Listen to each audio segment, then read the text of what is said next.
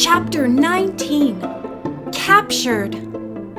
The truck roared away down the narrow road. Ned, Bert, and Dave had instinctively let their bodies go limp and were only badly shaken up when the car had plunged into the ditch.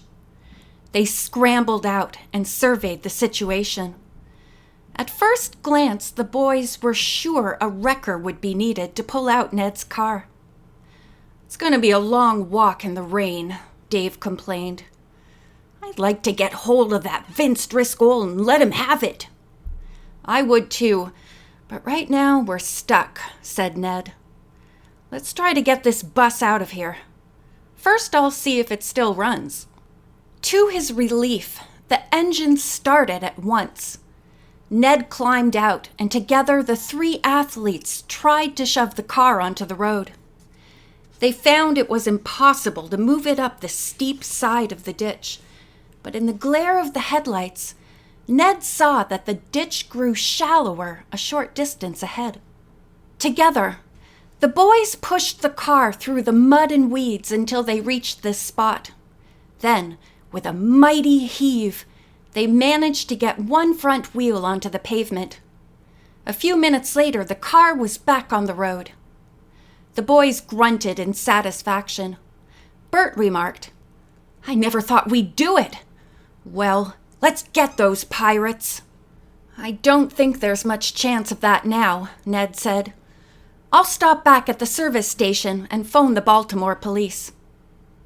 When Ned pulled in, the attendant looked at the boys in surprise, then at the mud-covered car. "We were forced off the road," Ned explained. "I'd like to use your phone again." "Help yourself."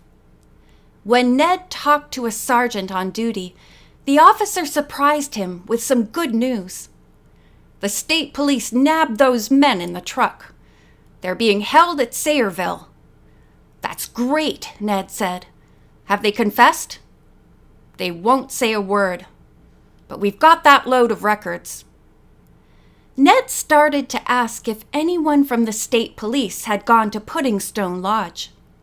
Then the line went dead. He hurried outside and reported to the other boys.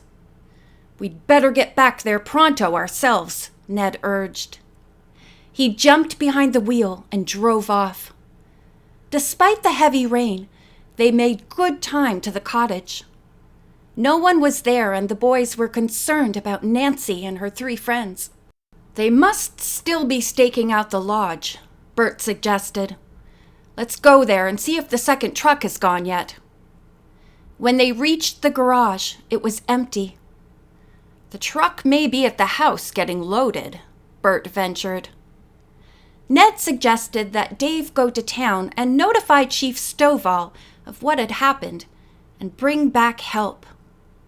"To tell the truth," he added, "I'm worried about Nancy and the other girls. Bert and I will sneak up to the lodge and see if they're around." Some time before this, Nancy, desperate to get into the beach house, had beamed her light around the hidden door. Finally, she had found an old-fashioned key hanging under some vines.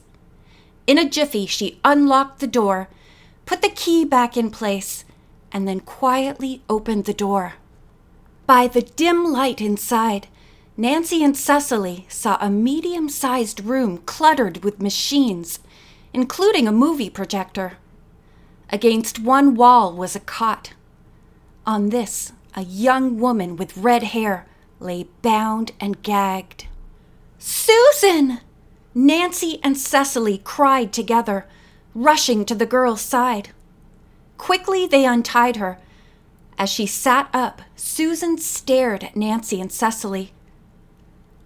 "I thought you were working for the Driscolls in some way," she said in amazement. "That's why I ran each time I saw you." "It's just the opposite," Nancy replied. "We're trying to capture them." "You know about their racket?" Susan asked incredulously. "Yes. Some friends of ours are trailing them right now. Susan, are you the daughter of Kenneth Wayne?" "Yes," was the amazed answer. Cecily spoke up. "You look so much like me, Susan. I am sure you're a relative. Did you drop a bracelet with half a locket in an old abandoned rowboat?" "Oh, is that where I lost it?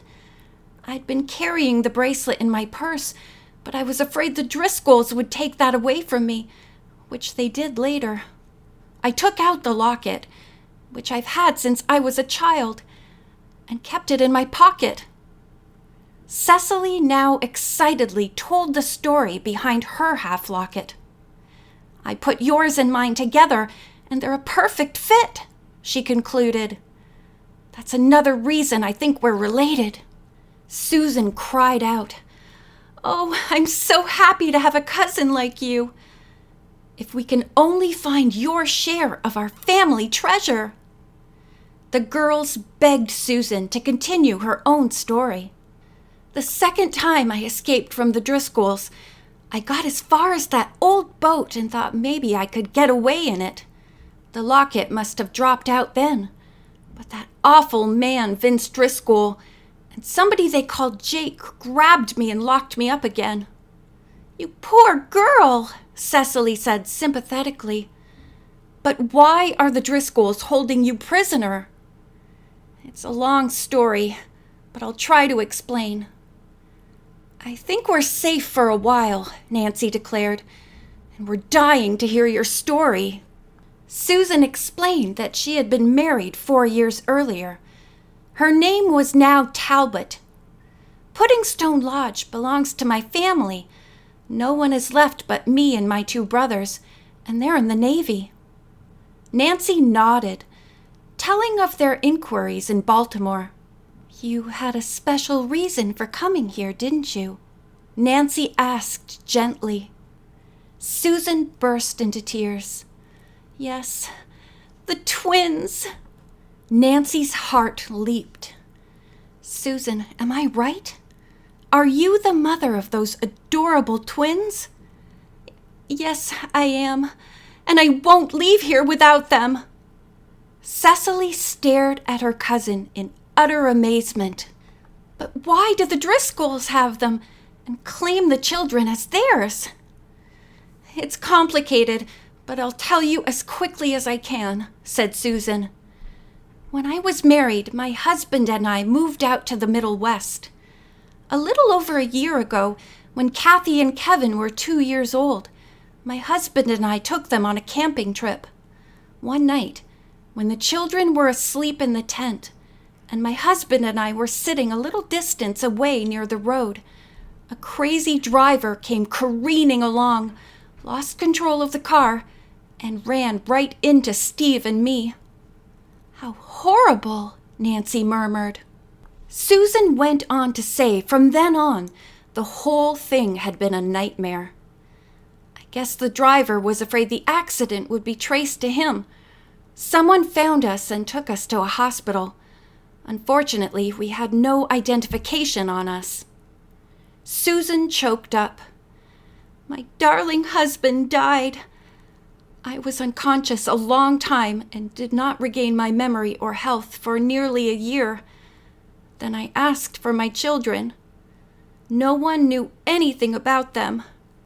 The only explanation I could think of was that either the hit-and-run driver or someone else who came along later stole all our things and took the children. I reported this to the police, but they could find no trace of the twins." "You must have been frantic," Cecily cried out. "I was, but one day I saw a picture in a newspaper of 2 acrobatic brothers. With them were twins who looked like Kathy and Kevin. I decided to investigate on my own and went to the town mentioned in the newspaper. I found out where the acrobats, whose name was Driscoll, lived, but when I went there I found the Driscolls and the wife of one of them had left with the twins. The only clue the landlady could give me was that they had mentioned a place called Puddingstone Lodge." Susan said the woman had remembered that the twins' small trunk had borne the name of the lodge on the lid. "I was sure it was the same trunk I'd had as a child," Susan added. I had given it to Kathy and Kevin. Pudding Stone Lodge was my childhood home. Nancy and Cecily listened with bated breath as Susan continued her story. She had immediately started to Misty Lake.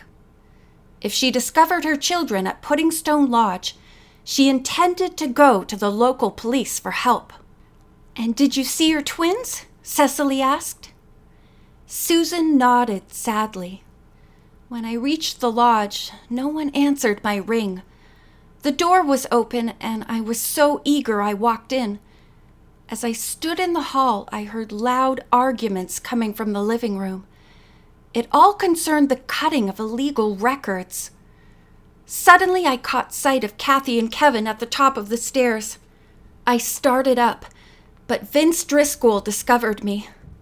Evidently, he was afraid I would go to the police about what I had heard, and he and his brother Carl tied me up and kept me gagged most of the time. Once I was able to scream, but it didn't help. Another time, when my hands were free, I tossed back a stone someone pitched through the window. But Eddie at the soda shop says you ordered a record, Nancy said. When and why did you do that? Susan explained that when she had first arrived in Misty Lake, she had gone into the soda shop to inquire if anyone was living at the lodge. Eddie had been playing Nico's record, and she had ordered one to give him a little business. Everything is becoming clearer now, Nancy remarked. But I wonder how the Driscolls got hold of your children. They certainly don't act as if they did it for love. That should be cleared up when the police arrest the Driscolls, Cecily suggested. Nancy started. We'd better go rescue the children, she urged. I was so interested in Susan's story that I forgot Carl and Raskin are coming back for her. Hoping to avoid the men, the three girls hurried up the passageway from the beach house to the cellar of the lodge. Fortunately, the chest was still pushed aside, and they opened the door easily. The girls made their way through the cellar and up the stairway to the kitchen. Hearing voices in the front hall, they tiptoed through the darkness, and Susan pushed open the swinging door that led to the hall. Mrs. Driscoll was there with the twins. All three were dressed, ready to leave the house. Susan rushed forward impulsively and cried out, "They're my babies! You can't take them away!" At that very moment, Carl Driscoll opened the front door. He darted forward and grabbed Susan in an iron grip. Nancy and Cecily, who had waited in the kitchen, were about to rush forward and help the girl when the back door opened. The next thing they knew, powerful arms engulfed them. "You snoopin' busybodies!" Raskin's voice snarled in Nancy's ear. "This is the last time you're gonna get in our way." The young sleuth struggled hard, but she was no match for the muscular man. Cecily had already been overpowered by a heavy 6-foot stranger. "We'll tie 'em up good this time so they'll stay put," Raskin ordered. "Get busy, Jake." Apparently prepared for such emergencies, the two men pulled heavy cords from their pockets and tightly bound the girls. Carl Driscoll dragged in Susan, who was also tied up, and the three girls were forced roughly down the cellar stairs, through the passage, and into the beach house. Raskin locked the cellar door from the inside and pocketed the key. Jake swung open the exit to the beach. As the heavy door closed behind the men and was locked from the outside, Carl rasped, "You girls will never see daylight again." End of chapter 19.